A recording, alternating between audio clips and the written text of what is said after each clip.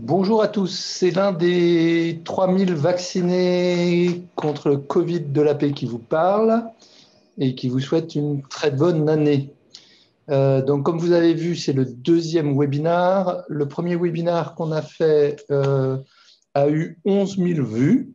Merci à ceux qui l'ont réalisé, alimenté, et visiblement, à l'intérêt qu'il a porté. On va essayer de faire en sorte que le deuxième soit aussi intéressant. Entre les deux, il s'est passé beaucoup de choses, puisque donc nous avons reçu des doses, nous avons commencé le 27 décembre à René Muret, nous avons eu le droit et pu accélérer depuis le 1er janvier, et donc nous avons vacciné près de 3715 personnes depuis en quelques jours, une grande majorité de professionnels de la paix, des patients de SLD. Là, ça va s'ouvrir aux patients de SSR, et donc les choses continuent avec, entre les deux webinaires, beaucoup de questions. Et donc, on va essayer de répondre. Peut-être que certains d'entre vous retrouveront leurs questions ou d'autres se retrouveront dans la question de leurs collègues en faisant un webinaire en 2 temps. Un premier temps à partir de ces questions qui ont émergé au cours des dernières semaines, et un deuxième temps avec Gilles Pialou, qui vous fera une présentation inédite, rien que pour vous, sur ce que véhiculent les fake news et comment on peut lutter contre. Merci à tous. Merci Martin. Catherine Pogam. Donc, effectivement, on démarre cette première partie. Donc, on a essayé de synthétiser vos questions et vous pourrez, au fil de l'eau et en direct, les poser via le chat. On y répondra au fur et à mesure. Je donne la parole immédiatement à Sandra Fournier qui va attaquer le sujet des populations concernées. Donc, oui, celle d'après. Bonjour à toutes et tous. Les populations concernées, vous savez que les indications ont évolué depuis le dernier webinaire. La première phase concernait les personnes âgées qui résidaient en unité de soins de longue durée ou en EHPAD, ainsi que les professionnels de santé qui exerçaient dans ces structures et qui avaient plus de 65 ans ou étaient atteints de comorbidité. En fait, dès la fin de la semaine dernière, donc dès le 30 décembre, les indications de cette vaccination ont été élargies et depuis le début de la semaine, nous pouvons maintenant vacciner tous les professionnels de santé qui ont plus de 50 ans ou plus, ou qui ont des comorbidités qui les mettent à risque de formes graves de Covid. Il y a aussi un élargissement des indications chez les patients, puisqu'on peut depuis cette semaine vacciner les personnes qui sont hospitalisées en SSR, qu'elles aient plus de 65 ans ou des comorbidités, ainsi que les patients dialysés chroniques. Donc, on a reçu un certain nombre de questions en rapport avec ces indications, notamment une question qui revient souvent, c'est est-ce que j'ai déjà eu la Covid, est-ce que je peux me faire vacciner? Donc, la réponse est oui. La vaccination dans cette... on peut se faire vacciner, en particulier si on a eu la Covid depuis plus de 3 mois. Ça n'est pas recommandé si on a eu une Covid symptomatique depuis moins de 3 mois. Différentes questions sur les publics qui peuvent se faire vacciner dans nos centres de vaccination. Les bénévoles peuvent se faire vacciner, en tout cas s'ils interviennent régulièrement dans nos hôpitaux. De la même façon, les professionnels qui appartiennent à des entreprises prestataires qui interviennent dans nos hôpitaux peuvent aussi se faire vacciner. Beaucoup de personnels nous demandent quand est-ce qu'ils pourront se faire vacciner puisqu'ils ne rentrent pas pour l'instant dans les indications des plus de 50 ans ou qui n'ont pas de comorbidité. Alors, nous n'avons pas encore de date sur la possibilité de se faire vacciner, mais il est très probable que ça vienne rapidement et bien sûr, nous vous informerons dès que ce sera possible. Une question, je suis un professionnel particulièrement exposé, mais j'ai moins de 50 ans et sans comorbidité. La réponse est la même. Pour l'instant, ça n'est pas possible, mais ça devrait venir bientôt.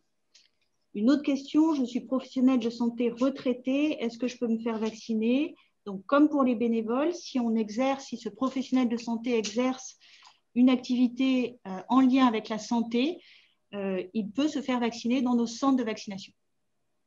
Je ne sais pas s'il y a d'autres questions qui ont été posées plus récemment. Oui, merci Sandra. Il y a eu, donc vous avez été plus de 450 à poser des questions sur la foire aux questions. Et on a eu de nombreuses questions ce matin en plus de celles qui ont été relevées, notamment beaucoup de questions autour de la vaccination et les antécédents d'allergie. Dois-je me faire vacciner si j'ai des antécédents d'allergie? Alors, c'est vrai que lors des premières vaccinations au Royaume-Uni, il y a des cas d'allergie sévères, type anaphylaxie, qui ont été signalés. Et donc, lorsqu'on a présenté, après un traitement injectable ou après une vaccination, par exemple, une allergie sévère de type anaphylaxie, il n'est pas recommandé de se faire vacciner. En revanche, si on a eu une allergie après avoir pris un traitement par voie orale ou après une prise alimentaire, ça n'est pas une contre-indication à la vaccination. Les médecins des centres vaccinateurs sont informés de toutes ces règles et donc pourront vous renseigner sur l'indication ou non de la vaccination. Et on a eu des questions complémentaires un peu sur les mêmes sujets. Est-ce que je dois me faire vacciner si j'ai une maladie auto-immune? Donc, les questions de la vaccination et des maladies auto-immunes. Alors là aussi, c'est vraiment une question à voir au cas par cas avec son médecin, le médecin vaccinateur qui va faire la consultation prévaccinale.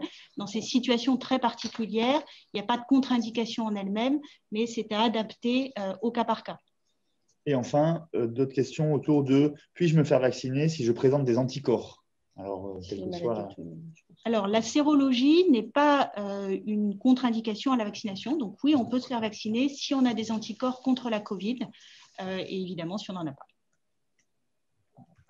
Et on peut rajouter qu'il n'y a pas besoin de faire une sérologie pour décider de vacciner ou de ne pas vacciner. Voilà les principales questions qu'on a relevées encore ce matin et je pense qu'on peut passer à la partie suivante. Alors, la partie suivante concerne les lieux de vaccination et la prise de rendez-vous. Donc, tous les professionnels de la PHP peuvent se faire vacciner sur leur site. Il y a plusieurs options, les services de santé au travail et sur site, la plupart des sites, les centres de vaccination. Alors, parfois, il y avait des sites qui avaient déjà des centres de vaccination. Parfois, les centres de vaccination et des centres spécifiques ont été créés, qui peuvent être dans différents endroits. Ces centres sont ouverts avec une prise de rendez-vous que vous pouvez maintenant prendre en ligne sur une plateforme unique de prise de rendez-vous directe pour les professionnels de l'AP. En utilisant la ligne vaccination-covid19.aphp.fr. Et donc, tout personnel de la PHP peut réserver son créneau de vaccination sur le site de son choix.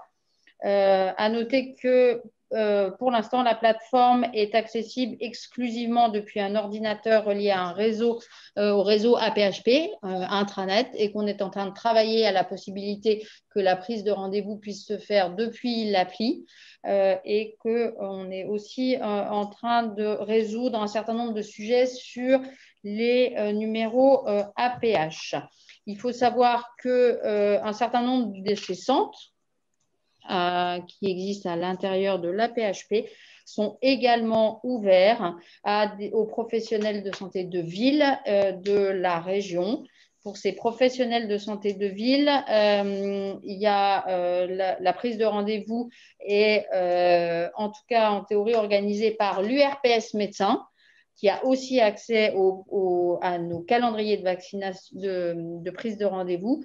Et à partir de demain, une plateforme au niveau de l'ARS où les professionnels de ville pourront téléphoner et seront inscrits sur nos centres de vaccination, ce qui devrait permettre d'alléger un petit peu la charge téléphonique. Bonjour, excusez-moi, c'est Catherine Taillé de la DSI et je voudrais apporter une précision pour dire qu'aux personnes, il ne faut pas envoyer un message à support.vaccination-covid@aphp.fr pour demander des rendez-vous. Cette adresse mail de support, c'est pour des gens gestionnaires de rendez-vous qui ont des problèmes. OK. Donc, voilà, merci. Merci. Donc, un message important. Donc, les questions qu'on a pu donc, synthétiser. Est-il possible de se faire vacciner le soir pour les équipes de nuit? La réponse est oui. Et des organisations sont en place ou se mettent en place au sein des différents hôpitaux pour que les personnels de nuit puissent avoir accès à la vaccination. Où puis-je me faire vacciner s'il n'existe pas de service de santé au travail dans l'hôpital où j'exerce? Encore une fois, tous les professionnels de la paix peuvent accéder via le site intranet à tous les centres de vaccination via la plateforme de prise de rendez-vous. Par ailleurs, il est possible que même si sur votre site, il n'y ait pas un service de santé au travail, vous ayez sur site un centre de vaccination qui vous permet d'être vacciné sur site sans vous déplacer. Existe-t-il un listing des centres de vaccination de la PHP? Non en tant que tel. Néanmoins, encore une fois, si vous allez sur la plateforme de prise de rendez-vous, vous avez tous les sites qui sont listés dans un menu déroulant pour prendre un rendez-vous le cas échéant. Je suis un professionnel de santé extérieur à la paix. À qui dois-je m'adresser pour me faire vacciner? Et alors là, on est vraiment dans un process qui se met en place.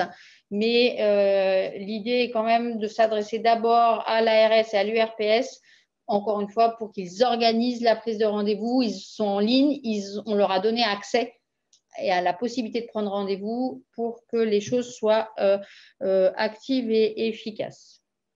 Dois-je prendre tout de suite les 2 rendez-vous sur la plateforme pour les 2 injections du vaccin? Non, il est conseillé de prendre le premier rendez-vous. Par contre, dans la foulée de la première injection, on vous donnera le 2e rendez-vous pour s'assurer que les délais soient adéquats. Oui, on a eu beaucoup de questions autour de comment prendre rendez-vous si je n'ai pas de code APH, si je n'utilise pas d'adresse mail à PHP. Et Catherine Taillet, justement, qui est intervenue il y a un instant, se proposait de répondre à ces types de questions. Catherine, est-ce que tu peux nous éclairer sur ce sujet? Désolée, pour l'instant, on n'a pas encore de solution par rapport au fait que s'ils n'ont pas de code APH, ils ne peuvent pas accéder à la plateforme. Donc, on réfléchit, on reviendra vers vous. D'accord.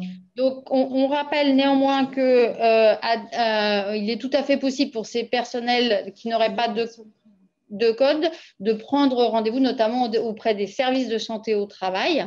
Et donc, ils vous prendront en charge. Et donc, en attendant d'avoir un accès direct sur la prise de rendez-vous, en auto-prise de rendez-vous, il est tout à fait possible d'avoir accès, notamment via les services de santé au travail. Et je peux ajouter aussi qu'une personne peut se connecter avec son code APH et prendre un rendez-vous pour son collègue. C'est possible. Et nous avons aussi 2 questions sur le fil de questions. Une question. Okay, sur quel vaccin est injecté, on enchaîne. On répond immédiatement. Vas-y Sandra, c'est parti. Donc, le déroulement de la vaccination, on commence justement le vaccin utilisé actuellement à la PHP est le vaccin qui s'appelle Comirnaty. C'est un vaccin à ARN messager qui est commercialisé par Pfizer et BioNTech. Dans le déroulement de la vaccination, il y a toujours jusqu'à présent une consultation médicale pré-vaccinale qui permet de répondre aux questions, d'informer, de s'assurer qu'il n'y a pas de contre-indication à la vaccination et de tracer, de recueillir le consentement de la personne. C'est un consentement oral et donc de s'assurer évidemment, surtout pour les patients, que la personne est d'accord pour se faire vacciner. Ensuite, c'est une injection intramusculaire qui se fait dans l'épaule, dans le deltoïde, dans le muscle deltoïde et qui peut être faite soit par le médecin, soit par une infirmière qui le fait sur prescription et sur supervision médicale. Ensuite, il y a une surveillance qui est réalisée pendant 15 minutes, justement pour s'assurer qu'il n'y a pas de manifestations allergiques qui apparaissent à la suite de la vaccination. Et comme l'évoquait Catherine, un rendez-vous pour la 2e injection qui se fait au moins 21 jours après est donné à l'issue de cette première injection. Et ensuite, il va rapidement être mis en place une proposition de télésuivi via une plateforme Covidom Vaccination pour les professionnels qui le souhaiteront. Alors là encore, on a eu plusieurs questions sur ce thème. Un interne peut-il réaliser la consultation prévaccinale et une infirmière de centre de vaccination international sous délégation de tâches? Alors pour l'interne, oui, en sachant que c'est toujours sous supervision d'un médecin senior. Et pour les infirmières, pour l'instant, ça n'est pas possible. Il est tout à fait probable que ça évolue dans les jours qui viennent, mais aujourd'hui, à 7 heures, ça n'est pas possible. Ça peut encore évoluer, notamment via des protocoles de coopération ou peut-être plus simplement encore. Doit-on respecter un délai de réflexion entre la consultation prévaccinale et la vaccination? Non, le plus souvent, la vaccination se fait dans la foulée de la consultation prévaccinale. Dois-je porter des gants lorsque je vaccine? Alors, c'est vrai que ça, c'est un élément qui est un peu nouveau, puisque vous savez que pour tout acte invasif, on recommande toujours de porter des gants en prévention des risques d'exposition au sang pour ce type d'actes. Mais dans ce contexte particulier de vaccination qui se font à grande échelle, en injection intramusculaire, il est apparu plus important, et ce sont des recommandations nationales mais aussi internationales de l'OMS, de privilégier la friction hydroalcoolique avant l'acte de vaccination. Et donc, le port de gants n'est pas systématique. Les personnels peuvent en porter, mais il n'est pas systématique. Encore une question, à qui je m'adresse si je constate un effet indésirable ou si j'ai un problème de santé suite à ma vaccination? Donc, dans ces cas-là, il est recommandé de se diriger vers le médecin qui a pratiqué la vaccination, éventuellement aussi le médecin du travail si on n'arrive pas à joindre ce médecin, ou encore le médecin traitant qui pourra prendre en charge les symptômes en question. Et ce sont ces médecins qui, a priori, ensuite pourront assurer ce qu'on appelle la pharmacovigilance, c'est-à-dire le recueil des événements indésirables de tous ces vaccins. Je ne sais pas s'il y a d'autres questions.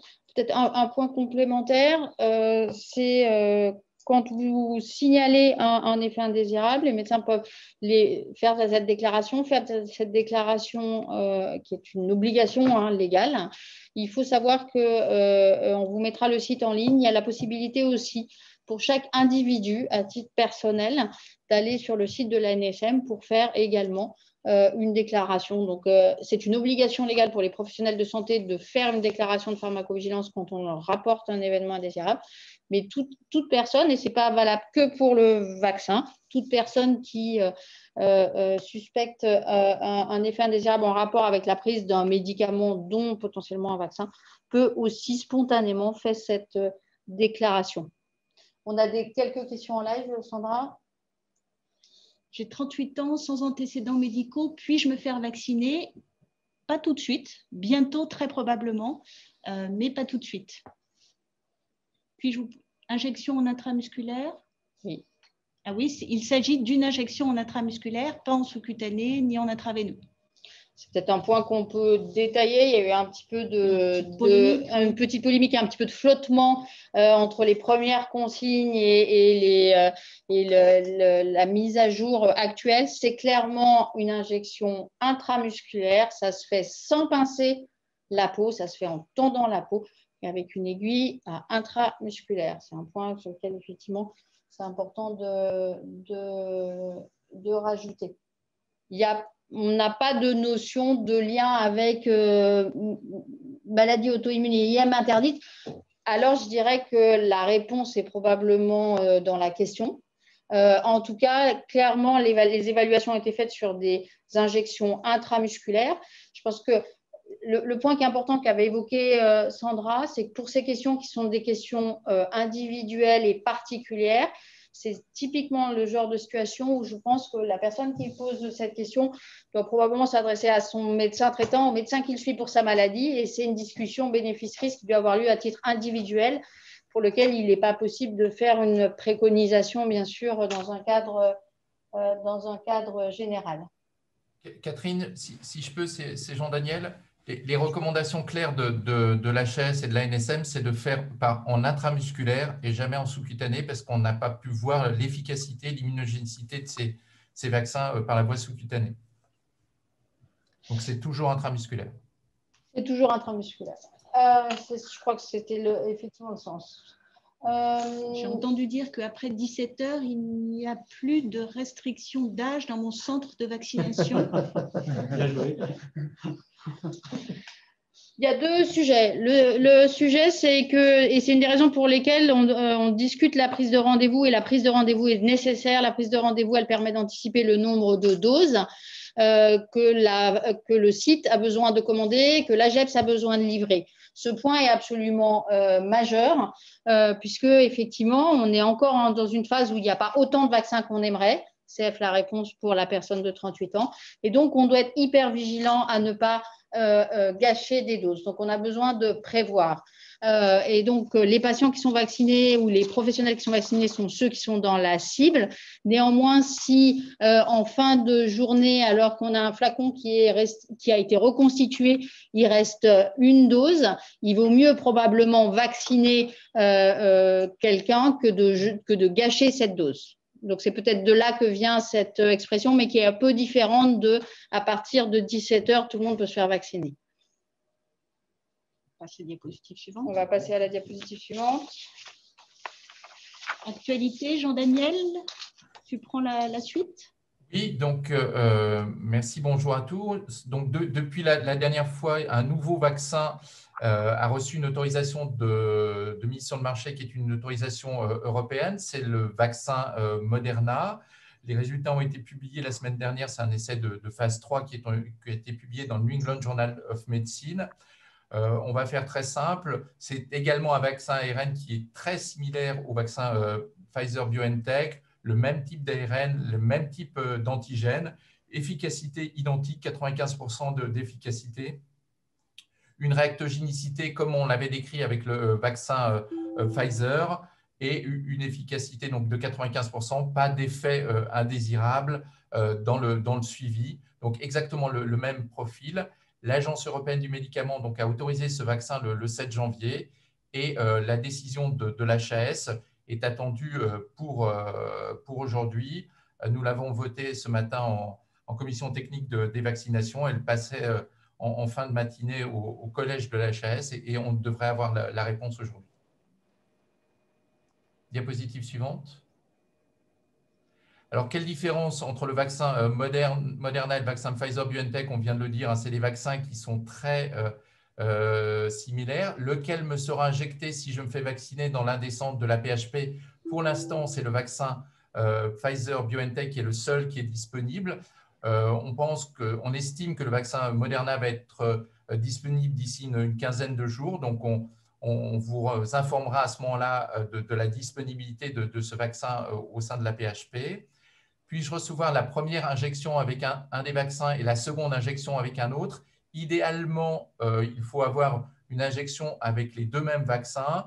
S'il s'avérerait qu'il y avait des problèmes de rupture d'un des vaccins, l'HAS devrait considérer qu'on puisse utiliser l'autre vaccin, parce qu'encore une fois, ils sont très proches les uns des autres. Et enfin, le vaccin protège-t-il contre la nouvelle mutation du virus apparue en Angleterre? Alors, pour l'instant, on n'a pas toutes les informations sur ce plan-là. Il y a beaucoup d'interrogations avec cette avec cette mutation, qui sont plusieurs mutations. D'ailleurs, c'est un nouveau mutant, mais avec différentes mutations et des délétions, enfin des modifications sur le génome du virus. On n'a pas d'arrière-pensée pour penser que les gens qui ont une infection préalable ou qui ont été vaccinés ne seraient pas protégés contre ce variant, mais on aura des informations définitives et très claires avec des tests qui sont effectués in vitro, a priori la semaine prochaine, pardon. C'est ce que nous ont confirmé nos collègues britanniques avec qui on a eu une réunion dans le cadre de l'ECDC hier après-midi. Merci beaucoup. Peut-être une question qui est arrivée qui concerne le fait donc, que les vaccins, on entendrait que les vaccins à ARN entraîneraient une inflammation très importante pourvoyeuse potentielle de maladies auto-immunes. Non, alors le vaccin Pfizer et le vaccin Moderna d'ailleurs induisent de l'inflammation et on voit bien la réactogénicité. Donc après, les gens peuvent avoir mal, peuvent avoir un petit peu de douleur musculaire, de la fatigue. Il y a dans les essais cliniques de phase 3 plus de 35 000 personnes qui ont reçu ce vaccin. Il n'y a eu aucune maladie auto-immune. Le seul warning qu'on peut avoir, c'était sur un autre type de vaccin différent, utilisé dans un autre contexte, qui était un contexte de vaccination contre le cancer, où là, on voyait des marqueurs biologiques de maladies auto-immunes. Il faut savoir que la protéine qu'on mettait dans le vaccin pour lutter contre le cancer peut elle-même être pourvoyeur de maladies auto-immunes. Donc, vous voyez, il y a très peu d'arguments pour penser qu'on aurait des problèmes avec les gens qui ont des maladies auto-immunes. Et là, si vous avez d'autres facteurs de risque, la balance bénéfice-risque sera très en faveur de l'utilisation du vaccin. Merci Jean-Daniel pour cette réponse. Je vais peut-être revenir sur un sujet qu'on voit revenir là, qui était sur le fait, peut-être qu'il faut, je peux te laisser en parler.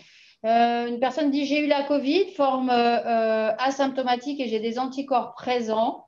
La vaccination est-elle conseillée dans ce contexte et pourquoi? Puisque j'ai déjà des anticorps. Je pense que c'est bien important peut-être de repréciser exactement ce que dit l'HAS là-dessus. Voilà, alors si c'est une situation effectivement un petit peu compliquée entre guillemets, puisque pour l'instant on n'a pas de corrélat de protection après une infection naturelle, et c'est difficile de dire pendant combien de temps les gens vont être protégés après une infection par la Covid-19. Donc, en fait, ce qu'on a regardé dans les essais cliniques, puisqu'on en avait suffisamment, c'est déjà, est-ce que ça pose un problème de tolérance? C'est-à-dire, est-ce qu'on a déjà été infecté? Est-ce que si on est revacciné, on va faire une mauvaise tolérance au vaccin? Et ça, absolument pas. Et donc, compte tenu de tout ça et des doutes sur la persistance de la vaccination, on a considéré que quand on est à distance d'une vaccination et d'une distance d'une infection, en tout cas plus de 3 mois, il peut être pertinent, si on le souhaite, de se faire vacciner contre la Covid-19.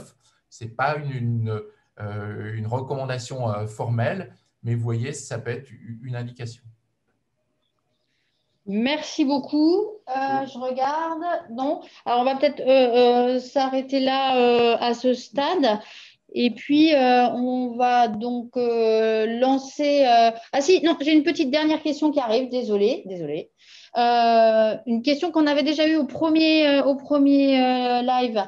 À quand un vaccin de Pasteur, sous-entendu un vaccin français? À quand un vaccin Pasteur? Alors, peut-être que Odile aussi peut répondre si elle est connectée. Odile, tu es là? Oui, je suis connectée.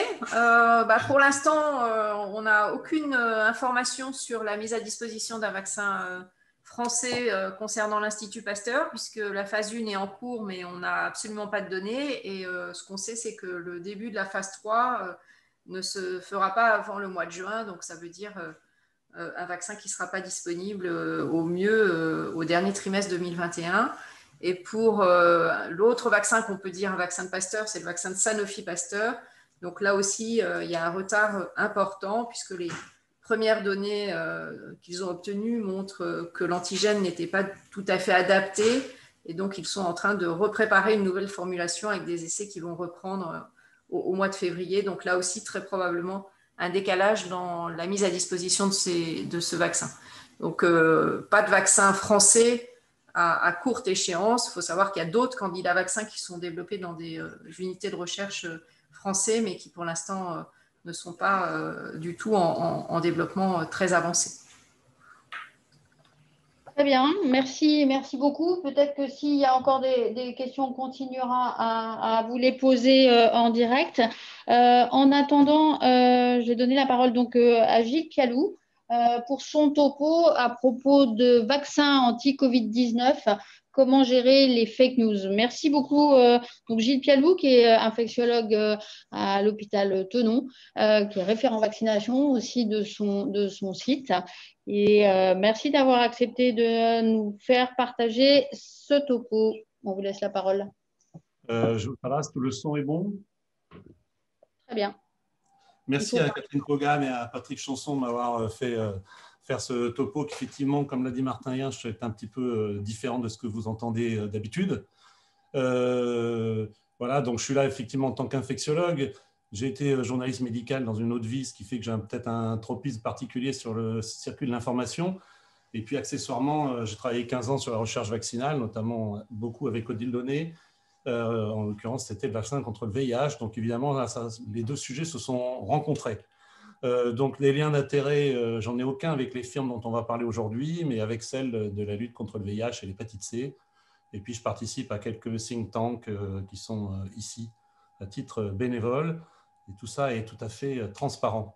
J'ai aussi commis un livre, mais bon, on s'en fout, sur Nous n'étions pas prêts, sur la crise du Covid. Alors les fake news, celle-là, elle est, voilà, on peut en mettre une comme ça, qui est amusante. Parfois on sourit, c'est assez rare. Tous ceux qui ont reçu le premier vaccin contre la variole en 1798 sont morts aujourd'hui. Ça fait réfléchir, avec une image d'Édouard Jenner, donc sur l'inventeur de la vaccination. Alors le contexte de défiance vaccinale, c'est une spécificité française, hélas. Il y en a beaucoup qui ont travaillé dessus. Ça va du simple scepticisme au complotisme, et c'est pour ça que j'ai essayé de faire un fil continu. Alors comme vous le savez, la France est... Et là, je n'ai donné que les statistiques d'acceptabilité du vaccin Covid de cet été. Ça a encore baissé depuis, comme vous le savez. Et la France est vraiment dans le peloton de fin de course d'acceptabilité. Et actuellement, on est autour de 40%.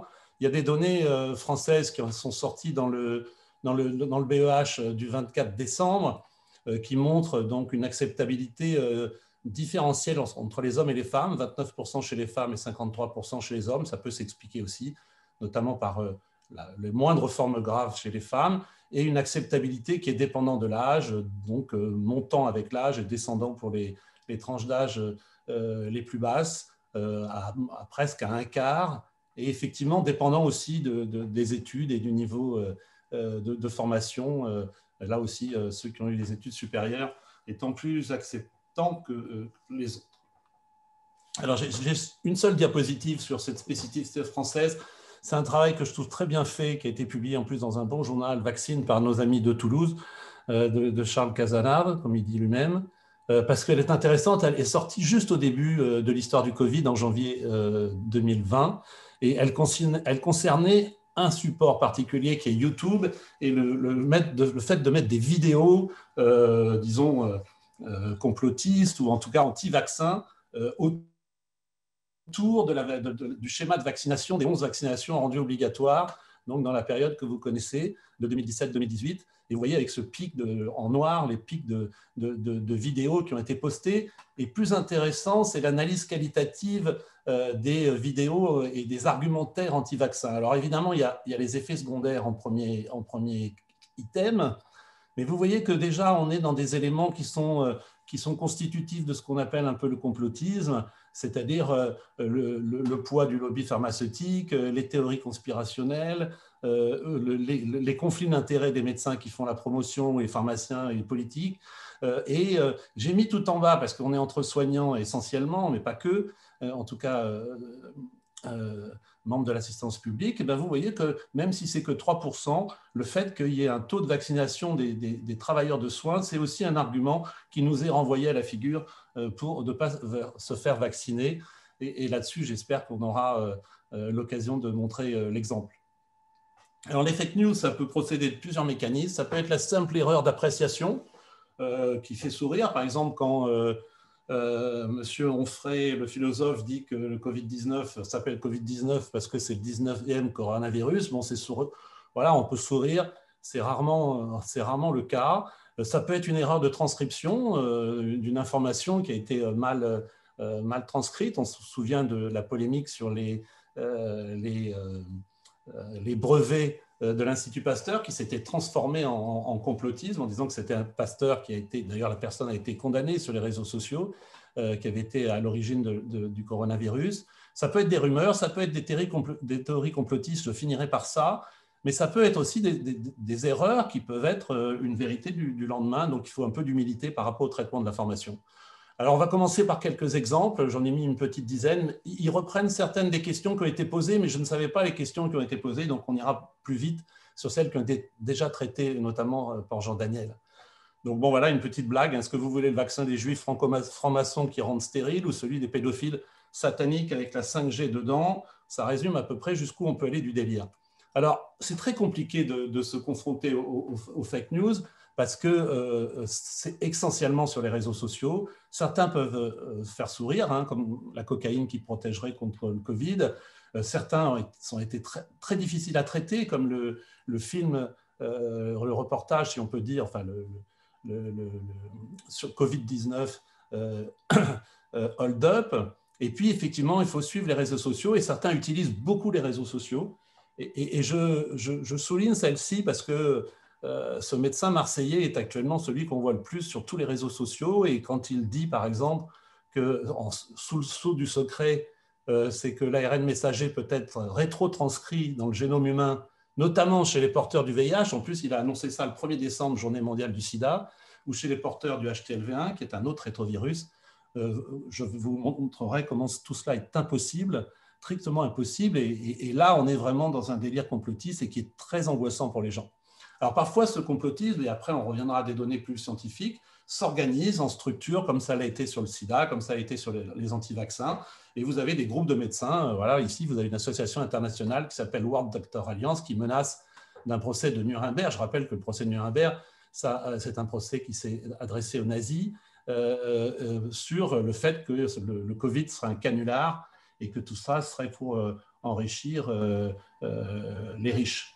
Donc, effectivement, ça va très loin. Et ce très loin, je le finirai par ça, avec cette image qui circule sur les réseaux sociaux de l'utilisation de l'étoile jaune comme similitude avec l'obligation qu'on aurait de se faire vacciner. C'est absolument édifiant. Alors, quelques exemples de fake news. La première et la plus simple, Jean-Daniel en a un petit peu parlé, c'est une question ouverte. Est-ce que la maladie Covid est non immunisante, comme l'a dit un savant de Marseille? Eh ben, la vérité, c'est que c'est faux, même s'il y a des questions derrière qui se posent sur la durée de la réponse immunitaire. Il y a plusieurs papiers extrêmement bien faits, je n'ai pas le temps j'ai que 30 minutes, mais qui montrent qu'il y a des anticorps neutralisants, qui montrent qu'il y a une réponse cellulaire importante. On a un doute un peu sur les IgA sécrétoires, mais globalement, il y a suffisamment de données pour dire que oui, c'est une maladie qui est immunisante. Et on sait dans l'histoire des vaccins que c'est toujours plus simple de développer un vaccin qu'on faire l'hépatite B quand on a une immunité qui fonctionne. Alors, le problème de la durée de cette réponse immunitaire, on ne la connaît pas, induit par l'infection. Et il y a effectivement différentes infections virales qui donnent des protections immunitaires sur des dizaines d'années. Mais c'est vrai qu'avec le coronavirus, en tout cas les anciens, le MERS et le SRAS, on avait l'impression que c'était quelque chose d'assez éphémère en termes de quelques mois. Alors, on est allé trop vite et grillé les étapes. Alors, je sais qu'Odile Launay, dans son premier webinaire, a insisté sur ce point qui est important et qui revient tout le temps, et que finalement, la FDA, donc l'autorité de régulation américaine, aurait donné son autorisation en 3 semaines, qui serait un passe-droit, quelque chose où on aurait grillé les étapes. Donc ça, c'est très important de revenir sur ça. Et comme ça a déjà été exprimé, il n'y a aucune étape de grillé. Il y a eu les phases 1, il y a eu les phases 2, il y a eu les phases 3. Et bien sûr, il y aura plus encore qu'ailleurs la phase 4, la surveillance, la pharmacovigilance, la vaccinovigilance qui est en route. Alors pourquoi ça a été si rapide? Eh bien, on peut le voir sur ce graphique. C'est qu'à la fois, on a eu une identification de la séquence très rapide, ça sera repris d'ailleurs dans la diapo suivante. On a eu l'identification de l'antigène dont on n'arrête pas de parler, la protéine spike, du gène qui code de la partie du gène qui code pour cette protéine qui est ciblée à la fois par la réponse immunitaire naturelle et par le vaccin. Et puis, on avait tout un tas de firmes parce que Moderna n'est pas né le 3 janvier 2020, il faut bien comprendre. Ils ont un pipeline que je vous montrerai qui date de plusieurs années, probablement 10 ans, probablement dans le sillage du SRAS et puis aussi de Ebola, et qu'on a profité de toute cette technologie embarquée qui tout d'un coup s'est déportée vers la Covid. Et puis surtout, on a profité, entre guillemets, de l'intensité de la pandémie pour permettre des essais à des temps records, et il n'y a eu aucune forme d'étape grillée. Et je reprends encore une diapositive d'Odile, parce que ça fixe un peu les dates, et effectivement, on n'a jamais vu ça dans l'histoire. Je rappelle que, par exemple, même pour Ebola, entre le moment où on a découvert le virus et la vaccination qui date de 2019, l'autorisation du vaccin de 2019, il a fallu 40 ans. Donc là, on est dans une accélération très importante.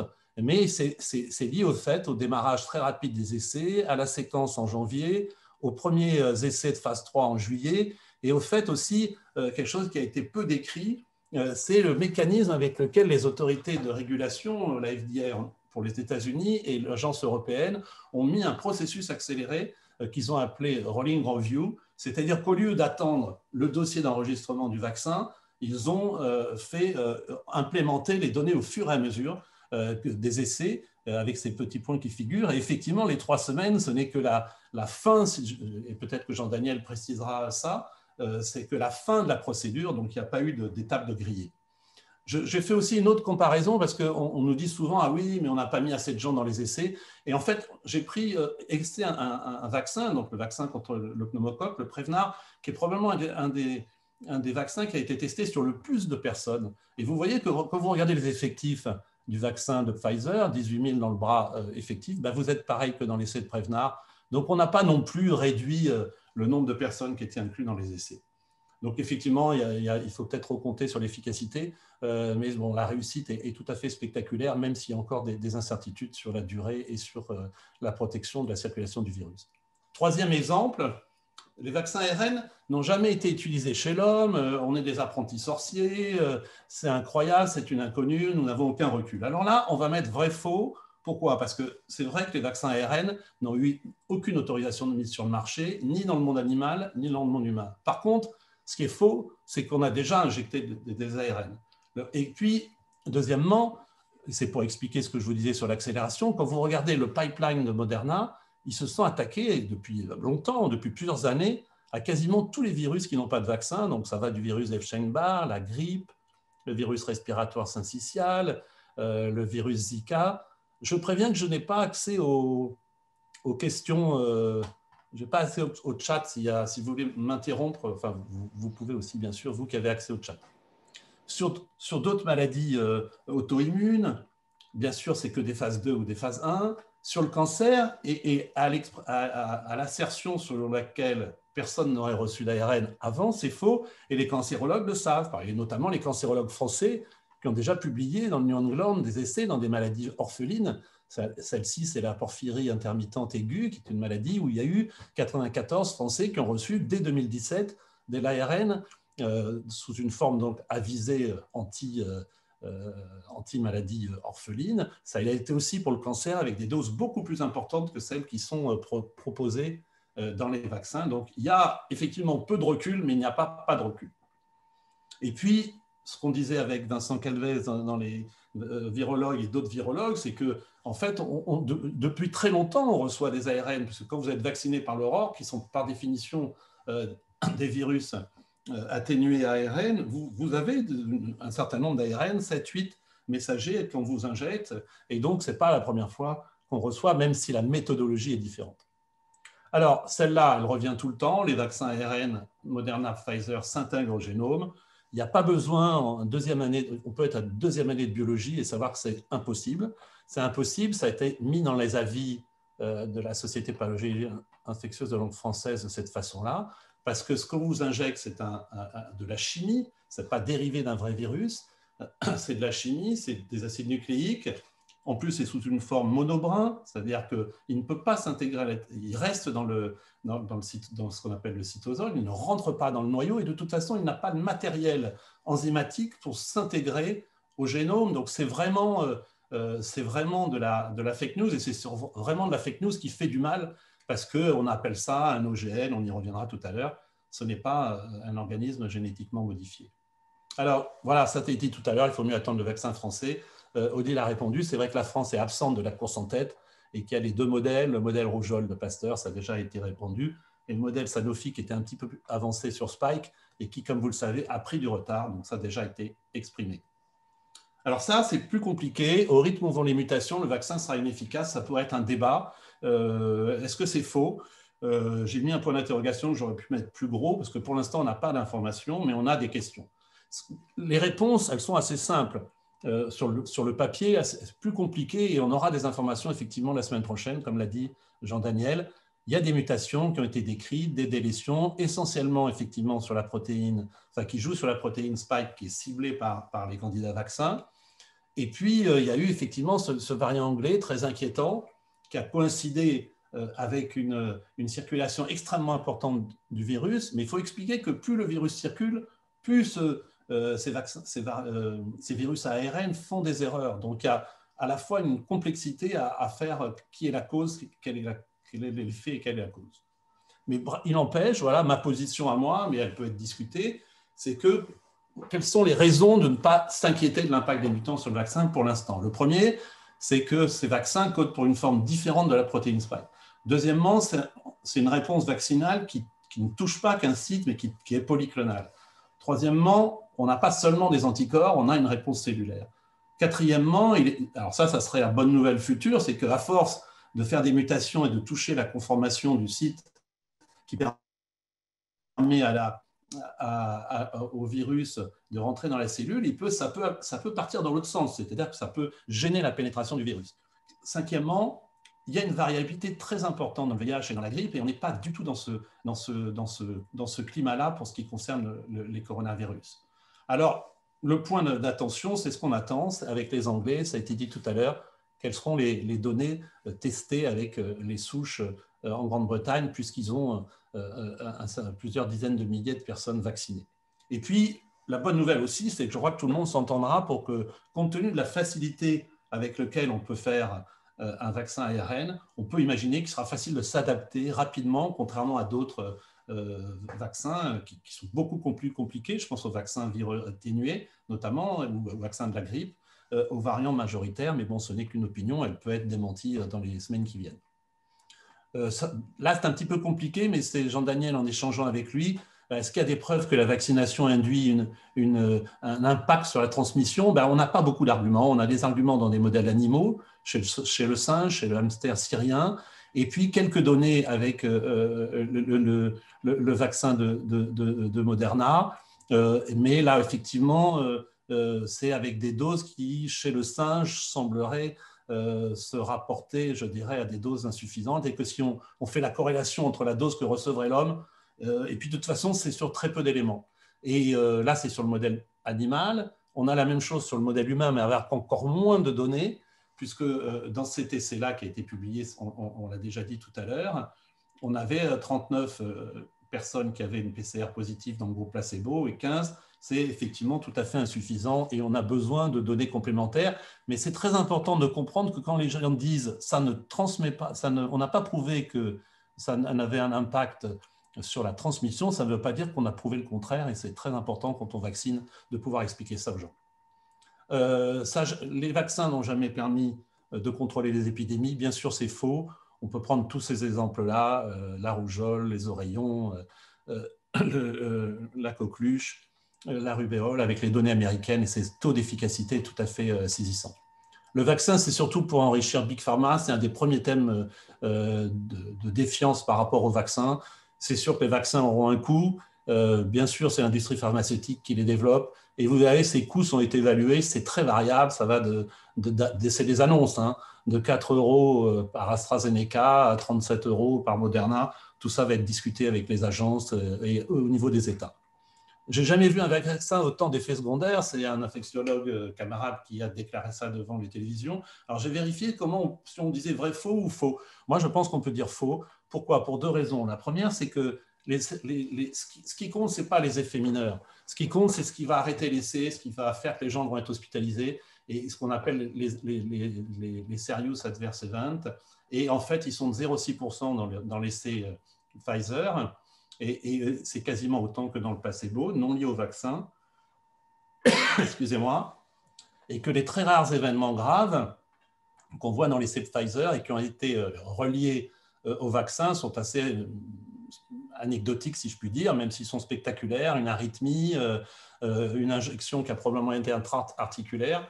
C'est bien d'avoir rappelé tout à l'heure que c'était dans le muscle qu'il fallait le faire, et ça touchait quand même 3 personnes sur 19 000 personnes. Et puis, j'ai regardé si c'était vraiment vrai ou faux que même les effets mineurs étaient plus importants que les autres vaccins.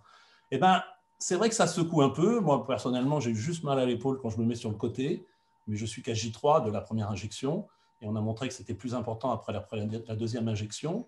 Mais si vous regardez le BCG, 90 à 95% de douleur, de rougeur, d'œdème. Si vous regardez la fièvre, 14%, ben on a oublié que le vaccin anti-pneumococcique, c'est 20%, voilà, on a aussi dans le vaccin d'été polio entre 10 et 15%. Donc voilà, il faut remettre ça et se calmer, c'est des effets mineurs et il n'y a quasiment pas d'effet majeur, en tout cas dans l'information qu'on a actuellement. Alors ce vaccin, ça a déjà été traité, provoque des réactions allergiques graves. Là aussi, il faut rappeler que ça existe. Un élément grave vaccinal dans une méta-analyse sur à peu près par million de doses, tout vaccin confondu, et qu'effectivement, il a été rapporté, ça a été dit tout à l'heure, j'y reviens, mais la SPILF a dit très clairement, et c'est une façon de réexpliciter, que ces réactions allergiques sont très rares et probablement liées au fait que l'ARN messager est encapsulé dans des lipides, dans du PEG, dans du polyéthylène glycol, mais là aussi, il faut tranquilliser tout le monde, parce qu'il y a des milliers de personnes, des dizaines de milliers de personnes qui ont reçu des formes pégylées de médicaments, et notamment l'interféron pégylé. Et en plus, je rappelle que le polyéthylène glycol, vous en avez dans votre dentifrice, dans vos vernis à ongles. Enfin, c'est un élément très diffusé. Alors ça, c'est très facile. Le vaccin Pfizer a causé la mort de 6 personnes. C'est faux. Enfin, c'est vrai, mais c'est faux, quoi. C'est-à-dire qu'il y a eu 6 décès, 4 dans le groupe placebo. On aurait pu dire d'arrêter le placebo, d'ailleurs. Et 2 dans le groupe vaccin, et évidemment, aucun n'était relié au vaccin. Les vaccins provoquent des réactions d'auto-immunité. Je vais accélérer très vite pour dire qu'effectivement, ce qui a été dit par Jean-Daniel, il y a un doute évidemment pour les gens qui ont des pathologies auto-immunes, mais dans ces essais, il y a eu des gens qui avaient des maladies auto-immunes et il n'y a pas montré d'accélération du processus. La femme enceinte, ça a été abordé tout à l'heure. Voilà, il y a eu des femmes enceintes dans l'essai Pfizer, 23 grossesses qui sont survenus durant l'essai, 13 dans le vaccin Moderna, aucun effet secondaire. Voilà, après, c'est une histoire de bénéfice-risque et c'est quelque chose qui ne peut pas se faire par webinaire et qui se fait en fonction de l'exposition et du risque potentiel. Et pour finir, le dernier, le plus beau, donc ça a été dit dans la vidéo complotiste Hold Up, que ça a été dit même pour la PCR, que quand on vous mettait la PCR au bout du nez, on pouvait vous mettre une puce 5G pour vous surveiller. Donc ça, et il y en a qui nous ont bien aidés. Donc on remercie publiquement Juliette Binoche de nous avoir aidés aussi à faire passer cette idée qu'on nous mettrait des puces sous la peau en nous vaccinant. Bon là, on est dans la fake news qui est facile. La 5G, c'est un autre problème. Le vaccin, on est dans une autre dimension. Je finirai par 2 éléments pour comment s'y retrouver, parce que c'est bien de montrer les possibilités de fake news, c'est aussi de donner des éléments à chacun pour s'approprier l'information de manière correcte. La première, c'est que sur le site du gouvernement, il y a un tutoriel justement pour lutter contre les fake news avec un certain nombre de listes de questions, d'où vient l'information, quels sont les objectifs de l'auteur, est-ce que ça a été publié ailleurs, d'où vient le site. Regardez toujours sur un site, quels sont les sites vers lesquels ils vous renvoient, parce qu'en général, c'est ceux-là qui sont les pires, et c'est ceux qui vous donnent une information sur sites anti-vaccins ou autre chose. D'autres choses aussi, c'est que la plupart des supports de presse ont développé et ont amplifié avec la Covid des décodeurs. Le Monde en a fait, Libération en a fait une qui marche assez bien, je trouve, Fake News, l'agence France Presse, etc. L'assistance publique décrypte les fake news sur son site aussi. C'est un gros boulot. Et puis, je finirai par 2 diapositives. Une qui m'a vraiment intéressé sur Facebook. C'est quelqu'un qui s'appelle Hervé Riffi et qui fait un très joli travail. Je pense que c'est un scientifique, je pense que c'est un médecin qui décortique l'information. Il a, par exemple, repris l'élément de Gerald Brenner, qui est un sociologue, qui a publié un livre que je vous conseille, que beaucoup ont lu, qui s'appelle « La démocratie des crédules », et qui explique que les croyants sont généralement toujours croyants d'une information, sont toujours plus motivés que les non-croyants, donc plus actifs sur les réseaux sociaux. Et bien là, il a fait un post sur différents réseaux sociaux très favorable et donnant les informations très positives des résultats de l'essai Pfizer. 300 000 vues, 2000 partages. Les avis négatifs par rapport à cette information-là, ça représente 1%. Mais ça représente 30% de ceux qui vont faire des commentaires. Et en fait, au bout du compte, ça va représenter 50% des commentateurs. Des commentaires, pardon. Ce qui veut dire, en gros, que vous avez 1% de gens qui sont opposés à cette information-là, qui sont contre, mais il va y avoir 50% des messages posés sur les réseaux sociaux qui sont contre cette information. Donc ça, c'est un élément. Et le dernier, c'est que les supports, et ça, c'est une bonne nouvelle dans le sillage du Covid, parce qu'on n'a jamais vu, et Mark Zuckerberg s'est exprimé là-dessus, qu'il a quand même Facebook et Instagram, c'est qu'ils vont lutter contre les anti-vaccins, les fausses informations, et ce qu'on appelle les bulles de filtre. Peut-être tout le monde ne connaissait pas, moi je ne connaissais pas. C'est ces algorithmes qui permettent que quand vous recherchez, par exemple, effet secondaire du vaccin, le Google ou un autre, ou le réseau social va vous amener ce qui va dans le sens de ce que vous cherchez. Vous voyez ce que je veux dire? Ça augmente le niveau d'information dans le sens où vous allez. Évidemment, c'est tout à fait favorable à l'utilisation des fake news. Et puis, il existe des sites qui luttent aussi contre l'anti-vax. Il y a un site très actif sur Facebook. Je suis désolé, moi, avec les cheveux blancs, c'est plutôt Facebook. Ils s'appellent les vaxeuses. Alors, ils font soit des éléments un peu humoristiques. Par exemple, je ne sais pas ce qu'il y a dans le vaccin, car je ne sais pas ce qu'il y a dedans. Mais on vous explique tout ce que vous consommez toute la journée sans savoir ce qu'il y a dedans, à commencer par les nuggets. Et puis, parfois plus actifs, notamment, voilà, gendarmerie, police nationale. Nous avons ici une personne qui appelle à harceler téléphoniquement les établissements où commenceront demain les vaccinations contre le Covid. Pouvez-vous faire quelque chose? Et puis, même l'OMS s'est mis à nous dire de signaler les informations erronées dans toutes les langues, de protéger les autres, de ne pas divulguer les informations, de faire une pause, de vérifier son information avant de la tweeter, de la balancer. Et c'est comme ça qu'on y arrivera. Voilà, je vous remercie beaucoup. Contrairement à ce que vous pensiez, j'ai fait 30 minutes. Et voilà, avec un petit dessin sur est-ce que vous êtes vacciné? Non, t'es fou, ils n'ont pas encore fini les essais humains. Mais oui, Gilles, ça fait 30 minutes alors qu'on avait l'impression que ça ne faisait que 3 minutes, tellement nous étions captivés. Et la présentation sera en ligne sur le site de référence qui a été cité, qui est le site APHP, bien évidemment. Je ne sais pas s'il y a des questions en live. Oui, on enchaîne sur quelques questions. Oui, quelques questions. Alors, pour Gilles et aussi, une question très pragmatique, mais qui retourne pas mal, qui est le lien avec les autres vaccins. La question est très simple. Je dois me faire vacciner contre la fièvre jaune dans 8 jours. Est-ce que je peux me faire vacciner contre la Covid? Je crois qu'on n'a pas d'informations sur ça. Je sais qu'on a l'information pour la grippe avec 3 semaines de différence entre la vaccination contre la grippe et la vaccination contre la Covid. Et je crois qu'on n'a pas encore d'informations sur le fait de pouvoir vacciner en même temps. Le principe de précaution, mais peut-être que mes petits collègues peuvent m'aider là-dessus, le principe de précaution serait peut-être de différer dans le temps, ne serait-ce que pour savoir à quoi attribuer les effets secondaires. Oui, il faut, avec un vaccin contre la fièvre jaune, très clairement, il faut faire un délai. Comme dit Gilles, on a assez peu de données. Il y avait quelques données dans l'essai de Pfizer, mais qui ne permettent pas de conclure. Donc, on essaye de différer en sachant que ce qui posait le plus de problèmes éventuellement, c'était la grippe et on pense avoir fini la campagne de vaccination contre la grippe. Mais comme dit Gilles, et en plus, il peut y avoir le vaccin de la fièvre jaune est ce qu'on appelle un vaccin vivant atténué, donc il peut avoir des effets un petit peu parallèles sur l'immunité un petit peu plus large. Donc, il faut éviter vraiment un vaccin contre la fièvre jaune et attendre. OK. À partir de la vaccination, à partir de quand est-on immunisé et pour combien de temps? Alors, à partir de quand on considère qu'à peu près, dans les essais cliniques, ce qu'on a vu, c'est à J10, J12, on a déjà une protection qui est assez claire. Le retour qu'on a dans les essais cliniques, c'est l'effet du suivi. On sait qu'on est protégé environ pendant 2 mois. On espère qu'on est protégé plus longtemps, mais on ne peut pas l'affirmer à l'heure actuelle puisqu'on n'a pas suffisamment de recul dans les essais cliniques, mais ceux-ci se poursuivent. Donc, minimum 2 mois, mais on n'a pas d'arrière-pensée pour penser qu'on ne le sera pas pendant plusieurs mois. Et puis, une dernière question qui s'adresse à nos 3 spécialistes infectiologues et de la vaccination.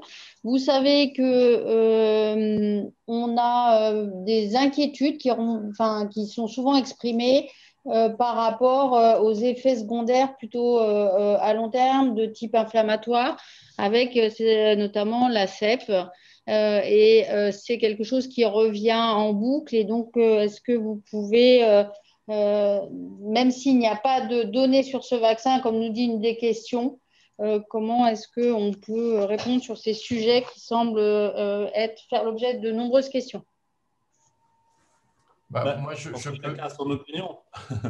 Oui, vas-y, Jean-Daniel. Oui, moi je peux répondre sur les maladies inflammatoires. Enfin, les seuls événements indésirables dans les vaccins récents, c'est la narcolepsie avec un vaccin qui était le vaccin Pandemrix contre H1N1. Sinon, il n'y a aucun lien entre aucune maladie, aucune vaccination. Comme on l'a rappelé, je l'ai rappelé et Gilles l'a rappelé, il n'y a pas eu d'événements de type maladie auto-immune dans les 2 essais cliniques sur plus de 35 000 sujets qui ont été vaccinés. Et parmi ces sujets, il y avait des gens qui avaient déjà des maladies auto-immunes et qui n'ont pas fait de poussée. Donc, voilà, on peut être à ce stade suffisamment rassuré. Et puis, l'élément qu'on peut dire aussi, c'est qu'on va se retrouver dans un niveau de pharmacovigilance et de vaccinovigilance qui va être le plus élevé qu'on ait connu dans l'histoire vaccinale. Donc, je pense que ça va être le vaccin le plus surveillé au monde. Voilà, ça n'empêche pas les effets secondaires, mais en tout cas, je pense que là-dessus. Et puis, bon, on n'a pas le problème qui a été très compliqué avec les vaccins des adjuvants, enfin des adjuvants de première génération, etc., qui ne sont pas dans ces vaccins ARN. Donc, ça met quand même la barre beaucoup plus haute pour avoir une inquiétude. Et je pense que pour l'instant, il y a plutôt des éléments tranquillisants. Et bien sûr, c'est la pharmacovigilance qui donnera le mot de la fin. Effectivement, et on peut rappeler que pour la sclérose en plaques, on a particulièrement cherché pour le vaccin hépatite B et qu'on n'a jamais pu établir un lien et que par ailleurs, il y a un argument des anti-vaccins sur l'aluminium depuis longtemps qui lui-même n'a jamais été démontré. Et par ailleurs, il n'y a pas d'aluminium dans les vaccins qu'on utilise, en tout cas ni Pfizer ni Moderna. Merci beaucoup pour l'ensemble de ces présentations, pour les questions, pour votre participation. Voilà, je pense que c'est utile de pouvoir faire ce type de présentation et ce type d'échange. Et on va continuer à la fois à faire ces moments à l'heure du repas. On verra si c'est dans une semaine ou dans 15 jours. Suivant votre appétence et les sujets et notre capacité à les préparer, avec beaucoup d'énergie mise pour faire face aux craintes qu'on peut avoir de réaugmentation du Covid et beaucoup d'énergie mise pour aller le plus vite possible dans la vaccination. Merci infiniment, bonne journée, bon après-midi, à bientôt.